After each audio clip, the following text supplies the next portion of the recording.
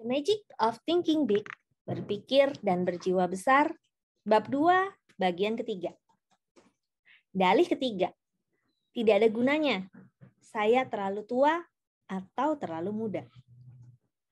Dalih usia adalah penyakit kegagalan di mana seseorang merasa terlalu tua atau terlalu muda.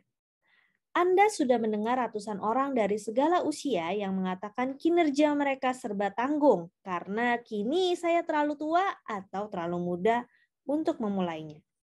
Saya tidak mampu mewujudkan keinginan atau kemampuan saya karena kendala usia. Fakta ini sungguh mengejutkan karena hanya segelintir orang yang merasa pantas melakukan sesuatu sesuai dengan usianya. Dalih ini sangat merugikan karena menutup peluang ribuan orang. Mereka merasa usialah yang menjadi kendala sehingga mereka pun tidak mau mencoba hal baru. Perkataan saya terlalu tua adalah bentuk dalih usia yang paling umum. Penyakit ini menyebar melalui cara-cara yang samar. Kisah sinetron di televisi menayangkan seorang eksekutif puncak yang kehilangan jabatannya karena perusahaannya melakukan merger. Ia tidak bisa menemukan pekerjaan lain karena faktor usia. Pria tua itu butuh waktu berbulan-bulan untuk menemukan pekerjaan, tapi dirinya tidak bisa. Akhirnya, setelah sempat merencanakan bunuh diri, orang itu memutuskan untuk menikmati masa tua dan masa pensiunnya. Topik mengapa Anda tersingkir di usia 40 tahun banyak ditayangkan dan dimuat dalam sinetron serta artikel majalah. Topik itu populer bukan karena menampilkan fakta sesungguhnya, melainkan karena itu dikonsumsi orang-orang cemas yang mencari dalih. Cara menangani dalih usia. Penyakit dalih usia bisa disembuhkan.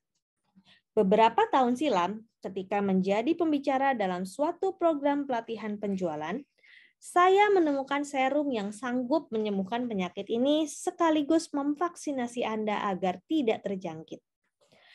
Ada seorang peserta pria bernama Cecil yang berusia 40 tahun dan berupaya bekerja sebagai tenaga penjualan sebuah perusahaan manufaktur. Namun, Cecil merasa dirinya sudah terlalu tua. Bagaimanapun juga, saya harus mulai dari awal lagi. Dan saya terlalu tua untuk itu. Usia saya sudah 40 tahun, jelas Cecil. Saya berbincang dengan Cecil beberapa kali tentang masalah usianya itu. Saya menggunakan petuah kuno saya.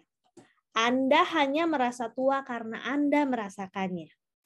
Namun, petuah ini tidak manjur karena banyak orang menjawab, saya memang merasa sudah tua. Akhirnya, saya menemukan metode yang mujarab. 1 hari setelah sesi pelatihan, saya mencobanya kepada Cecil. Saya berkata, Cecil, kapan dimulainya usia produktif seseorang? Ia berpikir selama beberapa detik lalu menjawab, oh, saya rasa ketika ia berusia 20 tahun. Baiklah, kata saya. Lalu kapan usia produktif seseorang akan berakhir? Cecil menjawab, nah, jika orang itu sehat dan senang bekerja, saya rasa ia masih produktif ketika berusia 70 tahun atau lebih. Saya berkata, kalau begitu, banyak orang masih produktif setelah mencapai usia 70 tahun. Saya setuju dengan pernyataan Anda bahwa usia produktif kita merentang dari usia 20 hingga 70 tahun. Artinya, masih ada 50 tahun atau setengah abad yang tersisa, Cecil, ujar saya. Anda berusia 40 tahun.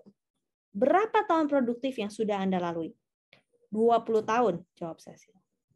Dan berapa tahun produktif lagi yang tersisa bagi Anda? 30 tahun, jawabnya. Dengan kata lain, Cecil, Anda belum mencapai setengah usia produktif. Anda baru menjalani 40% dari tahun produktif Anda. Saya menatap Cecil dan menyadari dirinya sudah memahami penjelasan saya. Cecil sembuh dari dalih usia. Masih ada 30 tahun yang bisa diisinya dengan banyak peluang. Pola pikirnya berubah dari saya sudah tua menjadi saya masih muda. Kini, Cecil menyadari faktor usia bukanlah hal yang penting. Usia bisa menjadi berkat atau penghalang. Semuanya ditentukan oleh sikap Anda. Jika Anda sembuh dari penyakit dalih usia, Anda akan melihat banyak peluang yang sebelumnya Anda pikir tertutup rapat. Seorang kerabat saya menyita waktunya selama bertahun-tahun dengan mengerjakan banyak hal berbeda. Menjual barang, menjalankan bisnis, bekerja di bank, tapi ia tidak pernah menemukan keinginan yang amat didambakannya. Akhirnya, ia menyimpulkan bahwa ia ingin mengabdikan diri menjadi pendeta. Namun, saat mempertimbangkan hal itu, ia merasa dirinya terlalu tua. Usianya 45 tahun, tabungannya sedikit, dan ketiga anaknya masih kecil. Untungnya, kerabat saya itu bertekad bulat dan berjanji kepada dirinya sendiri. Kendati usia saya sudah 45 tahun, saya harus menjadi pendeta. Dengan semangat membara, ia mendaftarkan diri pada program pelatihan pendeta di Wisconsin. 5 tahun kemudian, ia ditabiskan menjadi pendeta dan melayani jemaat yang besar di Illinois. Terlalu tua untuk meraih profesi yang didambakannya? Tentu tidak. Masih ada 20 tahun produktif yang terbentang di hadapannya. Saya berbicara dengan kerabat saya ini dan ia pun berkata, andai saya tidak membuat keputusan besar ketika berusia 45 tahun, saya akan menghabiskan sisa hidup saya sebagai orang tua yang merana. Kini, saya merasa seperti pemuda berusia 20 tahun. Dan ia pun tampak awet muda. Tatkala Anda sukses melawan dalih usia, Anda akan merengkuh optimisme hidup dan semangat muda. Ketika Anda mengalahkan ketakutan terhadap batasan usia, Anda akan hidup lebih lama dan makin sukses. Kisah seorang teman kuliah saya ini mampu memberikan pandangan menarik tentang cara mengalahkan dalih usia. Bill lulus dari Harvard pada tahun 1920-an. Setelah berkecimpung dalam bisnis pialang saham dengan hasil pas-pasan selama 24 tahun, ia ingin menjadi profesor di perguruan tinggi. Teman-teman Bill mengingatkannya bahwa ia akan kewalahan menjalani program pendidikan. Namun Bill tetap bertekad bulat untuk meraih cita-citanya. Ia lalu mendaftarkan diri pada usia 51 tahun di University of Illinois. Ia memperoleh gelarnya pada usia 55 tahun. Kini Bill menjabat ketua jurusan ilmu ekonomi di suatu perguruan tinggi. Ia sangat berbahagia. Ia tersenyum ketika berujar, saya mendapatkan kembali sepertiga dari semua tahun yang saya sia-siakan. Usia lanjut adalah penyakit kegagalan. Anda harus mengalahkannya sehingga bisa terus maju tanpa menghiraukan faktor usia. Kapan seseorang dikatakan terlalu muda? Dalih usia yang mengatakan saya terlalu muda sungguh merusak diri kita. Sekitar setahun yang lalu, seorang pemuda berusia 23 tahun bernama Jerry menemui saya karena punya masalah. Jerry adalah pria baik. Ia pernah menjadi penerjun payung lalu meneruskan kuliah. Sambil kuliah, Jerry menafkahi istri dan putranya dengan menjadi tenaga penjualan sebuah perusahaan transportasi. Ia melakukan tugasnya dengan baik, baik sebagai mahasiswa maupun sebagai tenaga penjualan. Namun kini, Jerry merasa khawatir. Saya punya masalah. Perusahaan saya menawarkan jabatan manajer penjualan kepada saya. Artinya saya akan mengepalai 8 tenaga penjualan, terangnya. Selamat, itu berita yang luar biasa, kata saya. Kenapa Anda terlihat khawatir? 8 tenaga penjualan tersebut berusia 7 hingga 21 tahun lebih tua dari saya. Apa yang Anda sarankan bagi saya? Sanggupkah saya menangani hal ini? Tanya Jerry. Jerry, manajer umum pasti sudah mempertimbangkan Anda cukup matang. Jika tidak, ia tak akan menawari Anda jabatan itu. Ingatlah 3 hal penting dan segalanya akan berjalan lancar. Pertama, jangan takut terhadap usia Anda. Seorang bocah petani akan dianggap sebagai petani dewasa ketika dirinya sanggup mengerjakan pekerjaan petani dewasa. Usia bocah itu bukan penghalang. Dan ini pun berlaku bagi Anda. Ketika Anda terbukti mampu menjalankan tugas sebagai manajer penjualan, artinya Anda sudah cukup matang. Kedua, tetaplah rendah hati. Hargailah semua tenaga penjualan. Mintalah pendapat mereka. Anda harus menampilkan diri Anda sebagai pemimpin tim, bukan diktator. Lakukan hal itu dan mereka akan bekerja sama dengan Anda, bukan melawan Anda. Ketiga, Anda harus membiasakan diri memimpin orang yang lebih tua. Banyak pemimpin menyadari mereka lebih muda daripada bawahannya. Jadi, biasakan diri Anda mengepalai orang yang lebih tua. Ini akan sangat membantu Anda di tahun-tahun berikutnya, bahkan ketika ada peluang yang lebih besar sekalipun. Dan ingatlah Jerry, usia bukanlah penghalang kecuali Anda sendiri yang menjadikannya penghalang. Kini, Jerry sudah sukses. Ia mencintai bisnis transportasi dan sedang berencana mendirikan perusahaan sendiri dalam beberapa tahun mendatang. Usia muda menjadi hambatan hanya ketika kita berpikir demikian. Anda sering mendengar bahwa pekerjaan-pekerjaan tertentu seperti menjual surat berharga dan asuransi mensyaratkan kematangan fisik. Anda harus beruban atau botak untuk memperoleh kepercayaan investor. Itu syarat yang tidak masuk akal. Syarat terpenting adalah seberapa baik pengetahuan Anda terhadap pekerjaan yang Anda jalankan. Jika Anda mengenal pekerjaan Anda dan memahami orang lain, Anda sudah cukup matang untuk menjalankannya. Usia tidak terkait langsung dengan kemampuan, kecuali Anda meyakinkan diri sendiri bahwa pertambahan usia akan menyebabkan Anda makin matang. Banyak pemuda atau pemudi merasa karir mereka terhambat gara-gara faktor usia. Kerap kali orang lain yang merasa tidak aman dan takut kehilangan jabatannya akan berusaha menjegal karir Anda dengan berdalih usia Anda belum cukup matang atau alasan lainnya. Namun, orang yang sungguh-sungguh piawai tidak akan berbuat demikian. Mereka akan memberi Anda tanggung jawab karena merasa Anda mampu menanganinya dengan baik. Kendati masih muda, keunggulan diri Anda akan tampak tatkala Anda menampilkan kemampuan dan sikap positif. Secara ringkas, cara menghilangkan dalih usia adalah 1. Anda harus memandang usia Anda saat ini dengan positif. Pikirkan bahwa Anda masih muda, bukannya sudah tua. Tataplah masa depan untuk merengkuh antusiasme dan semangat muda. Kedua, Anda harus menghitung sisa waktu produktif Anda. Ingatlah, seseorang yang berusia 30 tahun masih memiliki 80% waktu produktifnya. Orang yang berusia 50 tahun masih memiliki 40% waktu produktif. Hidup ini senantiasa lebih lama daripada taksiran orang lain. Ketiga, Anda harus menginvestasikan masa depan dengan mewujudkan keinginan Anda. Anda akan sungguh terlambat jika Anda berpikir negatif dan merasa sudah terlambat. Jangan berpikir, saya seharusnya memulainya bertahun-tahun silam.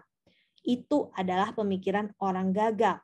Berpikirlah, saya akan memulainya saat ini. Tahun-tahun yang cemerlang terbentang di hadapan saya. Itulah pola pikir orang sukses. Dalih yang keempat. Tapi kasus saya berbeda. Saya adalah pembawa sial. Baru-baru ini, saya mendengar seorang ahli bidang perhubungan darat berdiskusi tentang masalah keselamatan di jalan raya. Ia menunjukkan bahwa lebih dari 40.000 orang meninggal setiap tahun karena kecelakaan. Hal terpenting yang diucapkan ahli tersebut adalah kecelakaan dalam arti sesungguhnya itu tidak ada. Yang disebut sebagai kecelakaan itu adalah akibat keteledoran manusia, gangguan mesin, atau gabungan dari keduanya. Perkataan ahli itu sejalan dengan pernyataan para pemikir bijak yang selama berabad-abad mengatakan ada penyebab dari segalanya yang terjadi. Tidak ada hal yang terjadi tanpa sebab. Tidak ada kebetulan pada cuaca hari ini. Itu adalah akibat dari beberapa sebab. Kehidupan kita pun bukan pengecualian. Kerap kali Anda mendengar seseorang menyalahkan nasib sial saat tertimpa masalah. Seringkali pula Anda mendengar seseorang menyebut kesuksesan orang lain sebagai nasib mujur. Saya akan menggambarkan bagaimana kita menjadi korban dalih keberuntungan. Baru-baru ini saya bersantap siang bersama 3 eksekutif muda. Topik pembicaraan hari itu adalah George yang kemarin baru dipromosikan dari kelompok mereka untuk menempati jabatan yang lebih tinggi. Mengapa George sukses memperoleh jabatan itu? 3 orang ini mengutarakan berbagai alasan seperti George itu beruntung, George itu penjilat, istri George merayu sang bos, dan semuanya kecuali kebenaran. Padahal George adalah pribadi yang sungguh berkualitas. Ia melakukan pekerjaannya dengan baik dan ia bekerja keras. Kepribadiannya pun lebih baik dan efektif. Saya juga tahu para petinggi perusahaan sudah mempertimbangkan dengan matang untuk memilih dan mempromosikan salah satu dari keempat orang ini. 3 teman saya yang kecewa ini seharusnya menyadari bahwa keputusan eksekutif puncak tidak didasarkan pada proses pengundian. Saya pernah membicarakan dalih keberuntungan dengan seorang tenaga penjualan perusahaan pembuat mesin. Ia sangat tertarik dan mengisahkan pengalaman pribadinya. Saya tidak pernah mendengar hal itu sebelumnya, tapi setiap tenaga penjualan harus bergulat dengan masalah tersulit. Kemarin, topik yang Anda bicarakan tadi sungguh terjadi di perusahaan saya, urai sang tenaga penjualan. Seorang tenaga penjualan masuk kantor sekitar pukul 16 dengan pesanan peralatan mesin sebesar $112.000. Tenaga penjualan lain yang prestasinya rendah ada di kantor saat itu. Setelah mendengar John memberitahukan kabar baik tersebut, ia mengucapkan selamat dengan perasaan dengki kepada John dan berkata, "Wah, John, kau beruntung lagi." Tenaga penjualan dengan prestasi rendah itu hanya menganggap bahwa pesanan yang diperoleh John hanyalah faktor keberuntungan semata. Padahal selama beberapa bulan, John sudah melayani konsumen itu. Ia sering berbincang dengan beberapa orang konsumennya. John bergadang beberapa hari hanya untuk memikirkan produk terbaik bagi mereka. Lalu John meminta para insinyur kami membuatkan desain peralatan tersebut. John bukannya beruntung. Kita tidak bisa menyebut pekerjaan terencana sebagai keberuntungan semata. Andai keberuntungan digunakan untuk mereorganisasi General Motors. Jika keberuntungan diterapkan untuk menentukan siapa mengerjakan apa dan siapa yang pergi kemana, semua bisnis akan hancur. Coba sejenak asumsikan General Motors harus direorganisasi berdasar keberuntungan. Untuk melaksanakan reorganisasi tersebut, nama para karyawan akan ditulis dan diletakkan dalam sebuah tong. Nama karyawan yang pertama keluar akan menjadi direktur utama, nama kedua menjadi wakil direktur utama, dan seterusnya. Itu terdengar bodoh, benar? Itulah yang terjadi jika semuanya berdasarkan keberuntungan. Orang yang menduduki posisi puncak dalam pekerjaan apapun, manajemen bisnis, penjualan, hukum, rekayasa teknologi, acting, dan sebagainya, mampu meraihnya karena mereka mempunyai keunggulan sikap dan akal sehat dalam kerja kerasnya. Taklukkan dalih keberuntungan dengan 2 cara. Yang pertama, Anda harus menerima hukum sebab akibat. Perhatikan sejenak sesuatu yang dianggap sebagai nasib baik seseorang. Anda akan mendapati bahwa persiapan, perencanaan, dan pola pikir meraih kesuksesanlah yang menyebabkan seseorang sukses, bukan nasib baik belaka. Kemudian perhatikan sesuatu yang tampak sebagai nasib sial. Perhatikan dan Anda akan menemukan alasan-alasan tertentu. Pak sukses mengalami kerugian, tapi ia belajar dan kembali beruntung. Namun ketika Pak serba tanggung merugi, ia tidak sanggup belajar dari pengalamannya. Kedua, jangan menjadi penghayal. Jangan bertopang dagu dengan bermimpi merengkuh kesuksesan tanpa berusaha. Kita tak akan sukses hanya dengan bermodal keberuntungan. Sukses hanya mampu diraih dengan melakukan banyak hal dan menguasai prinsip-prinsip kesuksesan. Jangan bergantung pada keberuntungan untuk promosi jabatan, kemenangan, dan hal-hal terbaik dalam hidup Anda.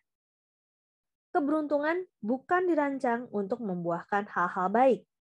Anda justru harus berkonsentrasi mengembangkan kualitas yang baik dalam diri Anda hingga meraih kemenangan.